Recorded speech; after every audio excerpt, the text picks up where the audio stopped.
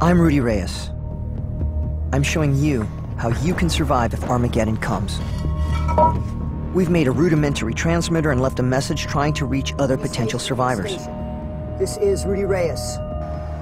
Back at my base at the hospital, I can use the battery I've charged to get a car going. But if you want to keep it going, you're going to need a specific kind of car. This new car, it's useless to you. With modern electronics, alarm systems, immobilization devices, we can't get it going. This one, no good. No good. No. Wait.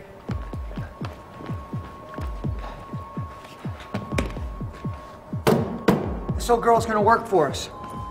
It's got something different than all the other cars do. They run on gasoline, she runs on diesel. Diesel engines are also super tough, super reliable, very rugged. Matter of fact, so rugged, we could even make our own fuel for this girl.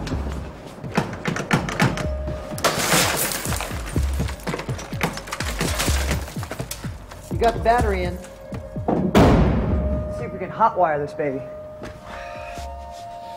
All right, we cut these two wires. We also have to cut the brown one. Brown one is the starter.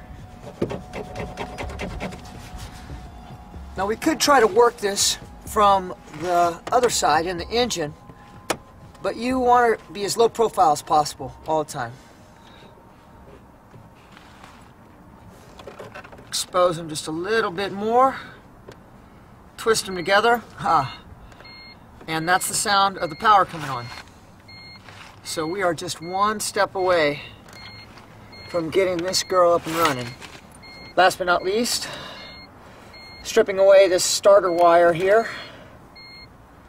Touch them together. You hear that? We got wheels. You got a quarter tank of gas, and it's not gonna last you long. But I know where you can get more.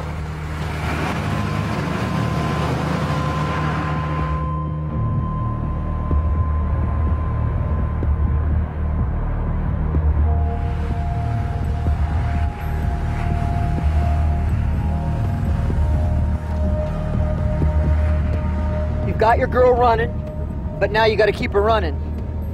You have no gas stations you can go to, so you're gonna have to look for your own fuel or make your own fuel. I'm on the lookout right now for some restaurants, a fast food joint, something like that, that's got you know, a grease trap, basically a grease trap. From that grease trap, we can refine that down to some really field expedient fuel to keep your vehicle running.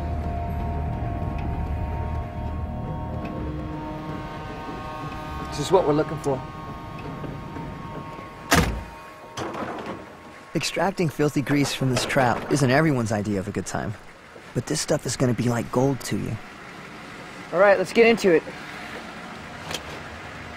Let's see. I want to try to scrape off the top of this white muck and get that kind of clean looking, well, I mean relatively clean looking oil here. Yeah! This is the good stuff right here. No debris, it's pretty clear. This is what you want.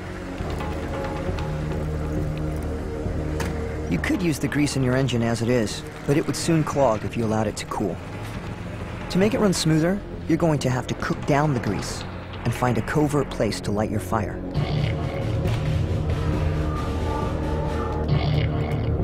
The grease needs heating to thin it out. Once it's hot enough, skim off any solid material on the surface. To finish the process, you're going to need two chemicals that you can scavenge easily. They're found in drain cleaners you'd have under your sink and in your vehicle's antifreeze. We've got our methanol, and we've got our lye. The methanol in antifreeze that you put in your gas tank, and then the lye you get in your basic household drain cleaner. Now, the ratios to this mixture for your field expedient biodiesel are 5 parts raw cooking fat, vegetable cooking fat, 1 part methanol. On this 1 part of methanol, you're going to take half a tablespoon in the methanol, shake it up real good. If you were in a laboratory condition, then we'd have centrifuge or something like that so that the mixture would be perfect, all impurities would be out. Same thing with the raw material up here. but we don't have the luxury of time or equipment. What's most important is that we create fuel. Fuel is so valuable to us. Vehicles, they're going to get mucked up with this, this concoction, but they're going to run. They may run 50 miles, they may run 100 miles, 200 miles. But the fuel is more important than the vehicle. We can find these anywhere. Down the hatch. All right, half a tablespoon coming up. Like baking a cake, you just kind of guesstimate with a little bit of love. Looks good to me.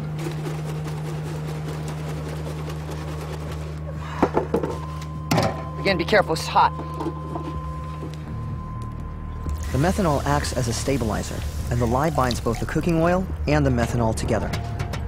Allow the mixture to cool before pouring it into the tank. All right, this is going to be our filter. Making sure it's going in there.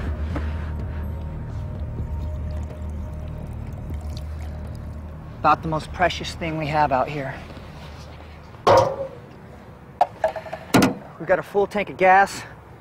We're good for 100 miles, at least.